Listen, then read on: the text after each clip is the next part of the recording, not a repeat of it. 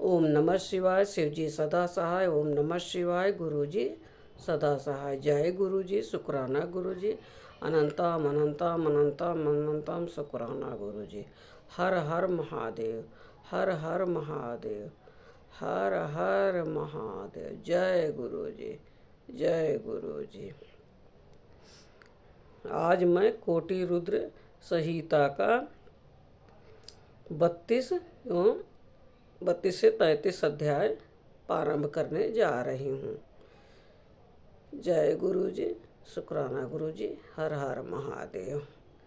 जो शिव पुराण पढ़ने में भूल चूक होगी प्रभु माफ करना। जय भोलेनाथ बाबा की जय। घुसमा की शिव भक्ति से उसके मारे हुए पुत्र का जीवित होना, घुसमेश्वर शिव का प्रादुर्भाव तथा उनकी महिमा का वर्णन। सूत जी कहते हैं, अब मैं घुसमेश नामक ज्योतिर्लिंग के प्रादुर्भाव का और उसके महात्म्य का वर्णन करूँगा। मुनिवरों, ध्यान देकर सुनो। दक्षिण दिशा में एक श्रेष्ठ पर्वत है जिसका नाम देवगिरी है। वो देखने में बहुत अद्भुत तथा नित्य परम शोभा से संपन्न है। उसी के निकट कोई भारद्वाज कुल में उत्पन्न सुधर्मा नामक ब्रह्मवेत्ता ब्राह्मण रहते थे। उनकी प्रिय पत्नी का नाम सुदेहा तथा वो सदा शिव धर्म के पालन में तत्पर रहती थी। घर के काम काज में कुशल थी और सदा पति की सेवा में लगी रहती थी। द्विज श्रेष्ठ सुधर्मा भी देवताओं और अतिथियों के पूजक थे। वह वेद वर्णित मार्ग पर चलते और नित्य अग्निहोत्र किया करते थे। तीनों काल की संध्या करने से उनकी कांति सूर्य के समान उद्दीप्त थी। वह वेद शास्त्र के मर्मज्ञ थे और शिष्यों को पढ़ाया करते थे। धन्यवान होने के साथ ही बड़े दाता थे। सौजय आदि सद्गुणों के भाजन थे। शिव संबंधी पूजनादि कार्य में ही सदा लगे रहते थे। वह स्वयं तो शिव भक्त थे ही, शिव भक्तों से बड़ा प्रेम रखते थे। शिव भक्तों को भी वह बहुत प्रिय थे। ये सब कुछ होने पर भी उनके पुत्र नहीं था। इससे ब्राह्मण को तो दुख नहीं होता था, परंतु उनकी पत्नी बहुत दुखी रहती थी। पड़ोसी और दूसरे लोग भी उन्हें ताना मारा करते थे। वो पति से बारंबार पुत्र के लिए प्रार्थना करती थी। पति उसके ज्ञानोपदेश देकर समझाते थे, परंतु उसका मन नहीं मानता था। अंत लोगतवा ब्राह्मण ने कुछ उपाय भी किया, परंतु वो सफल नहीं हुआ। तब ब्राह्मणी ने अत्यंत दुखी हो बहुत हठ करके अपने बहन घुसमा से पति का दूसरा विवाह करा दिया। विवाह से पहले सुधर्मा ने उसको समझाया कि इस प्रकार तो तुम बहन से प्यार कर रही हो, परंतु जब इसके पुत्र हो जाएगा तब इससे स्पर्धा करने लगोगी। उसने वचन दिया कि मैं बहन से कभी डाह नहीं करूँगी। वो विवाह हो जाने पर घुष्मा दासी की भांति बड़ी बहन की सेवा करने लगी। सुदेहा भी उसे बहुत प्यार करती रही। घुष्मा अपने शिव भक्ता बहन की आज्ञा से नित्य 101 पार्थिव शिवलिंग बनाकर विधि पूर्वक पूजा करने लगी। पूजा करके वो निकटवर्ती तालाब में उनका विसर्जन कर देती थी। शंकर जी की कृपा से उसके एक सुंदर सौभाग्यवान और सद्गुण संपन्न पुत्र हुआ। घुष्मा का कुछ मान बढ़ा। इससे सुदेहा के मन में डाह पैदा हो गई। समय पर उस पुत्र का विवाह हुआ। पुत्र वधू घर में आ गई। अब तो वो और भी जलने लगी। उसकी बुद्धि भ्रष्ट हो गई और एक दिन उसने रात में सोते हुए पुत्र को छुरे से उसके शरीर के टुकड़े टुकड़े करके मार डाला और काटे हुए अंगों को उसी तालाब में ले जाकर डाल दिया जहाँ घुष्मा प्रतिदिन पार्थिव लिंगों का विसर्जन करती थी। पुत्र के अंगों को उस तालाब में फेंक कर वो लौट आई और घर में सुख पूर्वक सो गई। घुष्मा सवेरे उठकर प्रतिदिन उसका पूजन आदि कर्म करने लगी। श्रेष्ठ ब्राह्मण सुधर्मा स्वयं भी नित्य कर्म में लग गई। इसी समय उनकी श्रेष्ठ पत्नी सुदेहा भी उठी और बड़े आनंद से घर के काम काज करने लगी, क्योंकि उसके हृदय में पहले जो ईर्ष्या थी, आज आग जलती थी, वो अब बुझ गई थी। प्रातःकाल जब बहू ने उठकर पति की साव्या को देखा तो वो खून से भीगी दिखाई दी और उस पर शरीर के पीछे कुछ टुकड़े दृष्टिगोचर हुए। इससे उसको बड़ा दुख हुआ। उसने सास घुष्मा के पास जाकर निवेदन किया, उत्तम व्रत का पालन करने वाली आए, आपके पुत्र कहाँ गए? उनकी सैया रक्त से भीगी हुई है और उस पर शरीर के कुछ टुकड़े दिखाई देते हैं। हाय, मैं मारी गई। किसने ये दुष्ट कर्म किया है? ऐसा कहकर वो बेटे की प्रिय पत्नी भांति भांति से करुण विलाप करती हुई रोने लगी। सुधर्मा की बड़ी पत्नी सुदेहा भी उस समय हाय मैं मारी गई ऐसा कहकर दुख में डूब गई। उसने ऊपर से तो दुख किया, किंतु मन ही मन वो हर्ष से भरी हुई थी। घुष्मा भी उस समय उस वधू के दुख को सुनकर अपने नित्य पार्थिव पूजन के व्रत में से विचलित नहीं हुई। उसका मन बेटे को देखने के लिए तनिक भी उत्सुक नहीं हुआ।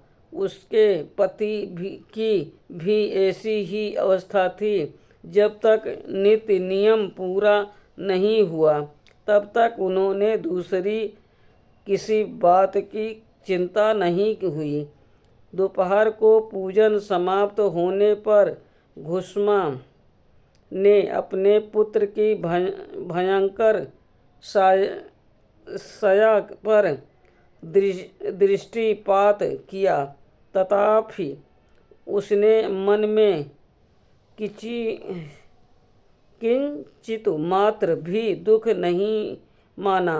वो सोचने लगी जिन्होंने ये बेटा दिया था वह ही इसकी रक्षा करेंगे। वह भक्त प्रिय कहलाते हैं, काल के भी काल हैं और सत्य पुरुषों के आश्रय हैं। एकमात्र वह प्रभु सर्वेश्वर पर शंभु ही हमारे रक्षक हैं। वह माला गुथने वाले पुरुष की भांति जिनको जोड़ते हैं उनको अलग भी करते हैं। अतः अब मेरे चिंता करने से क्या होगा। इस तत्व का विचार करके उसने शिव के भरोसे धैर्य धारण किया और उस समय दुख का अनुभव नहीं किया।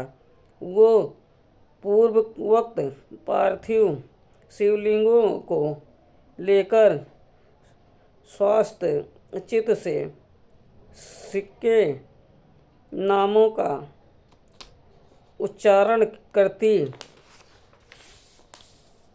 हुई उस तालाब के किनारे गई। उस पार्थिव लिंगों को तालाब में डालकर जब वो लौटने लगी तो उसे अपना पुत्र उसी तालाब के किनारे खड़ा दिखाई दिया।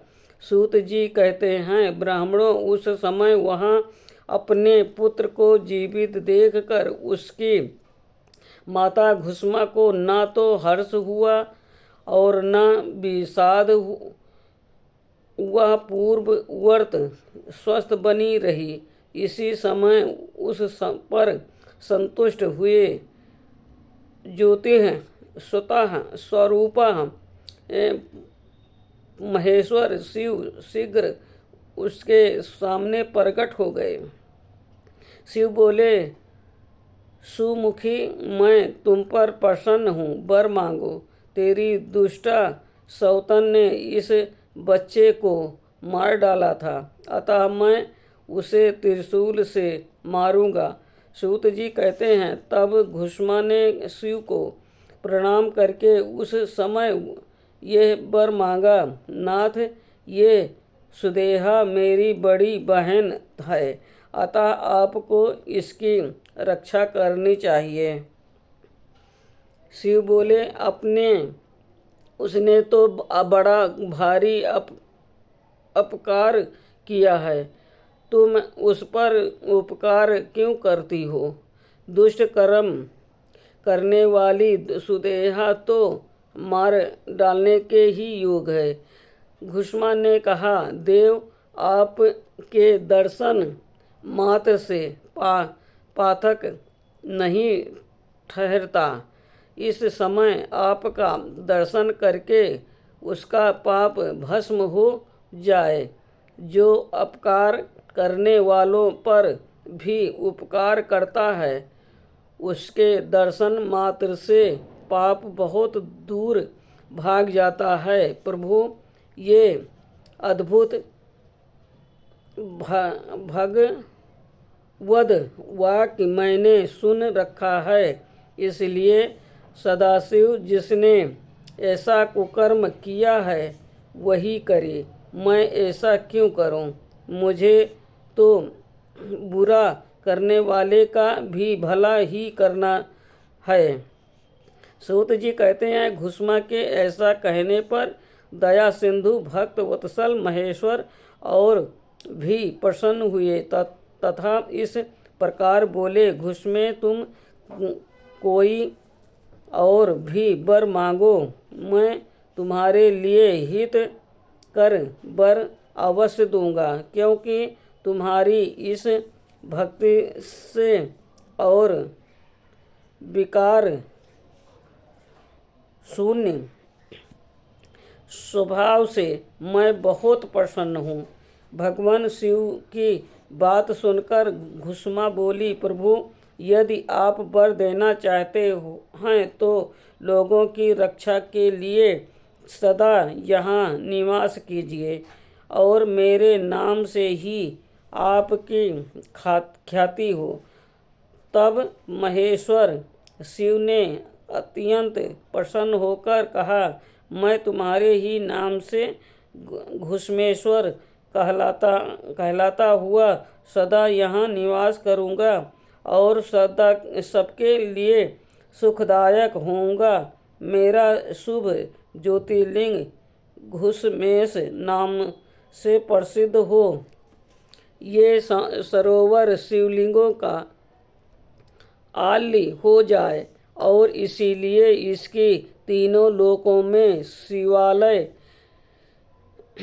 नाम से प्रसिद्ध हो। ये सरोवर सदा दर्शन मात्र से संपूर्ण अभीष्टों का देने वाला हो। सुव्रते तुम्हारे वश में होने वाली 101 पीढ़ियों तक ऐसे ही श्रेष्ठ पुत्र उत्पन्न होंगे, इसमें संशय नहीं है। वह सबके सब सुंदरी स्त्री, उत्तम धन और पूर्ण आयु से संपन्न होंगे, चतुर और विद्वान होंगे, उदार तथा भोग और मोक्ष रूपी फल पाने के अधिकारी होंगे।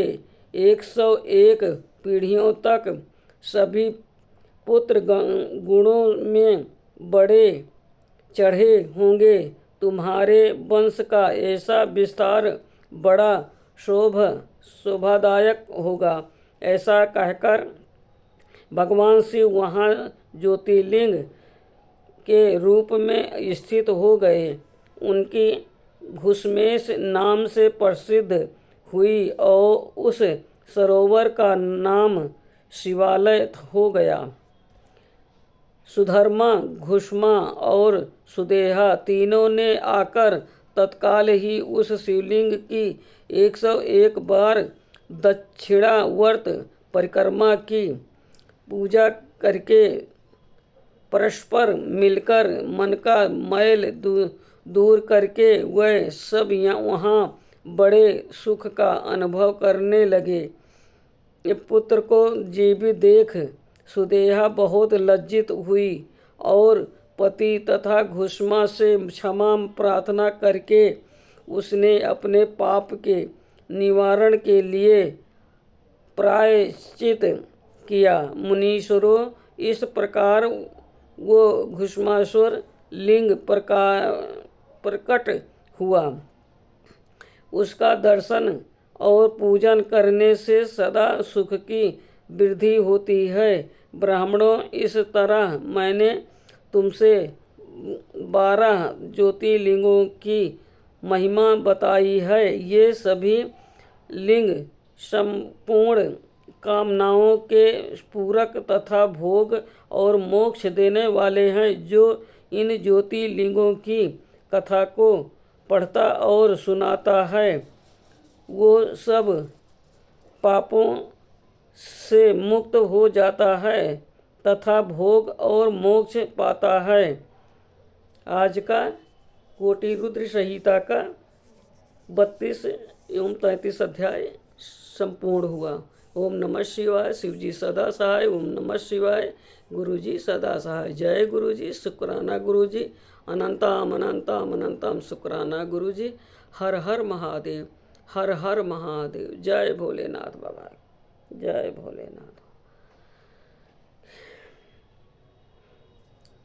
12 ज्योतिर्लिंगों के महात्म्य की समाप्ति।